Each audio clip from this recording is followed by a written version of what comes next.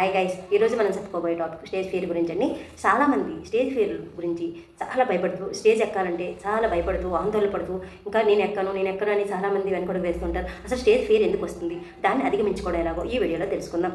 మన చేతిలో లేనిది న్యాచురల్గా జరిగేది. కానీ స్టేజ్ ఫియర్ ఎంతకి న్యాచురలా అన్యాచురలా అంటే మనలో చాలామంది న్యాచురల్ అనుకుంటారు, కానీ అన్యాచురల్ అని చాలా వరకు తెలియదు. పరిస్థితుల ప్రభావం బట్టి అది స్టేజ్ ఫియర్ అనేది మారిపోతుంది. ఎందుకంటే అక్కడ ఏంటంటే స్టేజ్ ఫియర్ ఏ విధంగా మారుతుందంటే, మన ఇంట్లో 10 మంది ఉన్నా మన ఫ్రెండ్స్తో అయినా చాలా ఫ్రీగా అన్ని విషయాలు వివరంగా మాట్లాడేస్తుంటాం. కానీ ఇక్కడ ఏదైనా స్టేజ్ ఎక్కాలన్నా, ఎవరితో మాట్లాడాలన్నా మాత్రం ఎందుకు భయపడతాం? ఎందుకంటే వాళ్ళు మనకు తెలియదు కాబట్టి. అక్కడ ఉన్న వాళ్ళు ఎవరో తెలియదు, ఎలాగుంటారో రిసీవ్ చేసుకుంటారో తెలియదు, మనం ఏ విధంగా చెప్తామో అనే భయంతో ముందు మన హార్ట్ బీట్ అనేది త్వరగా కొట్టుకుంటూ మైండ్ అనేది డిస్టర్బ్ అవుతుంది. ఆ విధంగా ఉండడం వల్ల మనకు స్టేజ్ ఫియర్గా మనం ఫీల్ అవుతుంటాం. స్టేజ్ ఫియర్ అనేది ఒక ఫోబియాగా తయారైపోయింది. ఫియర్ ముందు ఆ ఫియర్ అనేది విడిచిపెడితే ఫర్గెట్, ఎఫ్ అంటే ఫర్గెట్, ఈ అంటే ఎవ్రీథింగ్, ఏ అంటే అండ్, ఆర్ రన్. కాబట్టి ఈ విధంగా ప్రతిదాన్ని విడిచిపెట్టి పరిగెట్టాలి. ఫేస్ ఎవ్రీథింగ్, ప్రతిదాన్ని ఎదుర్కొనేటట్లు ఉండాలి. అలాగే అవతల వ్యక్తిని చూసి భయపడిపోకుండా మనం ఏం చెప్పాలనుకుంటామో ఆ టాపిక్ పై పూర్తి అవగాహన ఉంటే ఎటువంటి సబ్జెక్ట్నైనా మనం చెప్పగలం. మనలో సబ్జెక్ట్ ఉంటే ఎలాంటి ఆడియన్స్ ఉంటే మనకేంటండి, ఎవరైతే మనకేమండి. కాబట్టి మనం స్టూడెంట్స్ అవని ఎవరైనా స్టేజ్ పై ఎక్కాలంటే భయపడకుండా మన మైండ్ నుంచి నేను భయపడతానేమో, ఎలా రిసీవ్ చేసుకుంటా ఆయన ఆలోచన నుండి బయటపడితే ఆటోమేటిక్గా స్టేజ్ ఫియర్ నుంచి బయటపడవచ్చు.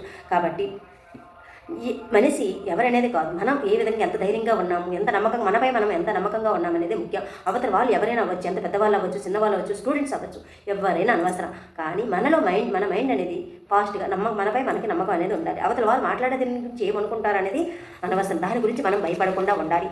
అలాగే నో యువర్ ఆడియన్స్, మన ఆడియన్స్ ఎవరైనా అనవసరం అనమాట. ఆ స్టూడెంట్స్ అవ్వచ్చు, ఎవరైనా అవ్వచ్చు. ఏబిసిడి గుర్తుంచుకోవాల్సిన ఏబిసిడి అంటే మనం ఆడియన్స్ ఎవరు. అలాగే డీప్ బ్రీత్గా తీసుకొని మనపై మన కాన్ఫిడెన్స్ పెంచుకొని డిస్టర్బ్ అవ్వకుండా, ఎదుటివారు ఏదైనా అటు ఇటు చూడకుండా మనం ఏం చెప్పాలనుకుంటున్నాం ఆ విషయాన్ని టాపిక్ని డిస్టర్బ్ అవ్వకుండా ఎనర్జెటిక్గా చెప్తే ఆటోమేటిక్గా ఆడియన్స్కి మనం కనెక్ట్ అయిపోతాం. స్టేజ్ పై వెళ్ళేటప్పుడు మనం అట్రాక్ట్గా ఉండాలి. అక్కడ సబ్జెక్ట్ని బట్టి, మన సిచ్యువేషన్ బట్టి మన డ్రెస్ కోడ్ కూడా ముఖ్యం అనమాట. మన డ్రెస్ కోడ్ని బట్టి మన ఆడియన్స్ కూడా మనకి ఇంపార్టెంట్ ఇవ్వడం జరుగుతుంది.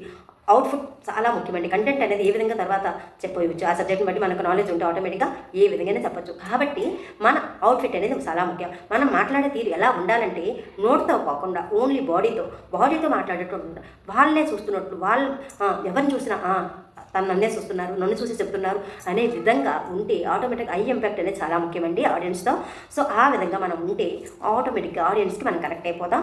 కనెక్ట్ అయ్యేలా ఉంటుంది పన్ను. కాబట్టి మనలో కంటెంట్ ఉంటే ఎలాంటి టాపిక్ గురించి ఈజీగా చెప్పవచ్చు, మాట్లాడవచ్చు. కాబట్టి స్టేజ్పై అందరు ఐ ఇంపాక్ట్ అవ్వడం చాలా ముఖ్యం.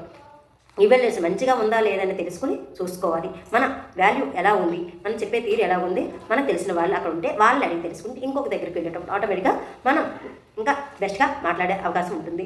సో ఎంటైర్ మన బాడీ లాంగ్వేజ్ అనేది చాలా ముఖ్యం. మన లాంగ్వేజ్ కంటెంట్ ఏంటనేది డైరెక్షన్, ఎవల్యూషన్ ఇవన్నీ చాలా ముఖ్యమండి. సో మనం చుట్టుపక్కల ఒకటి వరకు గుర్తుంచుకోవాలి. LIOC అంటే లాఫర్స్, ఇన్సల్ట్ చేస్తారే వాళ్ళు, అలాగే అపోనెంట్స్, క్రిటిసైజర్స్, వీళ్ళందరినీ విడిచిపెట్టండి. విమర్శించే వాళ్ళకి ఎప్పుడు విమర్శించే పని. అలాగే మనం వ్యతిరేకంగా మనం గురించి అది ఎంత మంచిగా చెప్పాలని వ్యతిరేకించాలనుకుంటే ఆటోమేటిక్గా అది ఏదో కారణం చెప్తూ ఉంటారు. అలాగే ఇన్సల్ట్ చేయాలనుకుంటే అలా అగౌరవపరచడమే వాళ్ళ పని. అది నువ్వు ఎలా చెప్పినా అనవసరం. వాళ్ళలాంటి వాళ్ళు విడిచిపెట్టండి. నవ్వుకున్న వాళ్ళు నవ్వుకొనియండి. కానీ మనం ఏం చెప్పాలనుకుంటాము ఆ సబ్జెక్ట్ అనేది మనం బ్రెయిన్లో ఫుల్గా ఉండాలి. మనం ఏదైనా చెప్పాలనుకున్నప్పుడు ఒక అరగంట చెప్పాలనుకున్న టాపిక్ని ఒక గంటన్నరైనా బాగా ప్రిపేర్ అయితే ఆటోమేటిక్గా మనం ఎలాంటి దానైనా ఎంతమంది ముందైనా ఈజీగా చెప్పగలం. కాబట్టి మన కంటెంట్ మన బ్రెయిన్లో ఎంత ఇంపార్టెంట్గా ఉంచుకున్నామో దానికి ఎంత ఇంపార్టెంట్ ఇస్తున్నామో అలాగే ఆడియన్స్తో కనెక్ట్ అవ్వడం చాలా ముఖ్యం. ఇవి గుర్తుపెట్టుకుంటే స్టేజ్ ఫియర్ అనేది అసలు ఎంతమందిలోనైనా మనం మన ఇంట్లో మాట్లాడేటప్పుడు బయట వాళ్ళ దగ్గర మాట్లాడడానికి మనం ఎందుకు భయపడతామంటే మన చుట్టుపక్కల ఏమనుకుంటారు అనే భయం. సో అది విడిచిపెట్టి మనం ఏం చెప్పాలనుకుంటున్నాం, మన సబ్జెక్ట్ మనం కరెక్ట్గా ఫాలో అయితే ఆటోమేటిక్గా ఎంతమంది ముందు వాళ్ళు ఎవరేమనుకుంటున్నాం అసలు మనం చెప్పాల్సిన టాపిక్ చెప్పేసి చక్కగా దిగవచ్చు. సో ఈ విధంగా ఉంటే ఆటోమేటిక్గా ఆడియన్స్కి మనం బాగా కనెక్ట్ అయిపోతాం. ఆటోమేటిక్గా మన క్లాప్స్ అనేవి కామన్గా వచ్చేస్తుంటాయి. సో ఈ విధంగా ఎవరైనా స్టూడెంట్స్ అవ్వని, చాలామంది స్టేజ్ ఫియర్ మనమే కాదండి, పిల్లలే కాదు, హీరోస్ అవ్వని, ఎవరైనా స్టార్టింగ్లో ఎవరైనా స్టేజ్ ఫియర్ అనేది చాలా కామన్ అండి.